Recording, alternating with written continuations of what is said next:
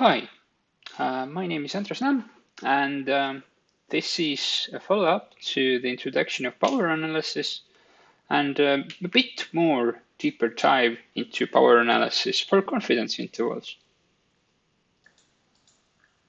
So, just reiterating that power analysis for confidence intervals, we use it to determine a specific sample size to achieve a certain width for the confidence interval, a certain precision. We want to be able to estimate the sample outcome. And this precision is determined by the width of the interval. To calculate what sample size we need to calculate this or to get this confidence interval with a specific width, we need to first of all set a specific precision or this width, or we can call it E. We have to just previously set it based on some previous knowledge. Then we of course need to know the standard deviation of the data, and we need to know the confidence what we want to have in our experiment. Okay, so I'll explain a little bit deeper how this works. So I was telling you about the width of the confidence interval. So basically here we have, let's say, an arbitrary experiment where we have a certain mu set up, and this mean has, or mean or mu, or let's call it mean right now, has a certain margin of error. So to the both of the size, we can, with this confidence interval, say that this data or the global mean will likely fall with 95% confidence or 99% confidence into mean plus margin of error or mean minus margin of error. Okay, so this margin of error, actually, this can be written as follows. If you know how confidence intervals work, you should by now know also how this margin of error is come up with. And now we need to determine what the right E or the right margin of error or the specific precision is for our experiment. So let's say it's different for different experiments. So let's say we are trying to figure out the weights of the cows. In this case, E can be 10 kilograms. But for the weights of the cats, because cats are much smaller, the deviation we would like to achieve has to be much smaller.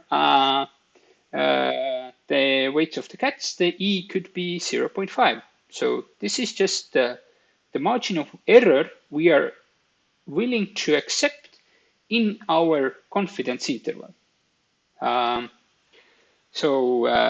Just to bring a very specific example as well. So let's say we have one confidence interval for cows. Mu, let's say, is here. I don't know how much cows weigh actually, but let's say cows weigh around 300 kilograms. So here, if we are, here the E can be 10, so the maximum we are willing to accept is 310, and the minimum we are, in our precision, willing to accept is 290. And for cats, let's say, weigh around 5 kilograms, and we are able to accept 5.5 or 4.5 kilograms in our confidence interval. And now, if we know this E for our specific test, our goal is to determine the sample size. What do we need to ensure that the margin of error does not does not exceed the specific value? And this is actually quite easy to achieve, because if we know the Z, we know it based on our we know the Z value based on what confidence we want to have, 95, or for 95%, it's usually 1.96. What standard deviation we have for the data, and we know, if we know now what E has to be, we can just do some algebraic transformations and figure out what specific n do we need to achieve that specific margin of error. And a very quick example here, and I have shared the link in the video as well, for a site where there are a lot of different examples for power analysis, for confidence intervals, and for actually hypothesis testing as well, and very good explanations in addition. But here, this example actually is just a very simple introduction. So let's say we want to have a 95% confidence interval estimate. In this case, Z will be 1.96. We set that in our experiment, the margin of error is 5 units, and the standard deviation for the data we have is 20. So just to, again, reiterate, this allowed E is something that we have to come up with before the experiment. This is just something that's kind of common knowledge, the maximum margin of error that we are willing to accept in our confidence interval. And as you can see here, there is a calculation for then. And as you can see here, I have done like a very specific, just pretty much placing the numbers around. If this is true, then this is actually the margin of error here, what we can show. So